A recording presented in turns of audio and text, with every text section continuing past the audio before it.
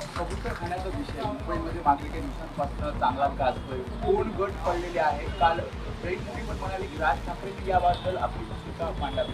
खरंच कबूतर खाणे मी तुम्हाला एक गोष्ट सांगतो. मुळात पहिल्यांदा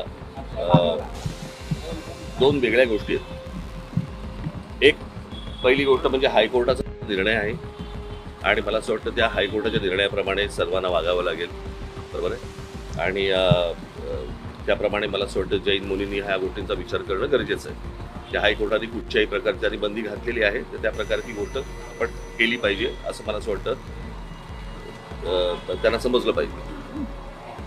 दोन, कबुतरांमुळे काय काय प्रकारचे रोग होऊ शकतात हे मला असं वाटतं आता बहुतेक डॉक्टरांनी सगळ्यांनी सांगितलेलं आहे की त्याच्यामुळे काय काय प्रकारच्या गोष्टी होतात. ते त्यांना खायला घालू नये याच्यासाठी म्हणून जे हायकोर्टाने सांगितलं त्याच्यानंतर जर समजा खायला घालत असतील तर मला असं वाटतं की त्याच्यावरती पोलिसांनी कारवाई करणं गरजेचं आहे. जर हायकोर्टाचा निर्णय तसा आहे की त्यांना खायला घालू नका, त्याच्यानंतर जर समजा उगा धर्माच्या नावाखाली जर समजा तुम्ही खायला घालत असाल तर ते अत्यंत चुकीचं आहे.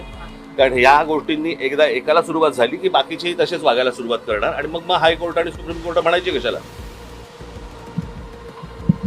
मला असं वाटतं काही गोष्टींचा आपण विचार करणं गरजेचं आहे. त्यासाठी आंदोलन होत आहेत. त्याच्यासाठी जे आंदोलन होत आहेत त्यांच्याकडनं पण झालं आंदोलन. त्याच्यानंतर मराठी आपल्या लोकांनी पण समजून केलं. ज्या वेळेला त्यांच्याकडनं आंदोलन झालं त्यावेळेला पोलिसांनी कारवाई करायला पाहिजे होती, जी कारवाई झाली नाही. आणि हे सगळे लोढाबिडासारखी जी माणसं मध्ये येत आहेत, कळलं का. लोढा मंत्री आहेत, कुठच्या समाजाचे मंत्री नाही आहेत ते. त्यांनी मला असं वाटतं की महाराष्ट्राचा आणि कोर्टाचा नीट मान राखला पाहिजे.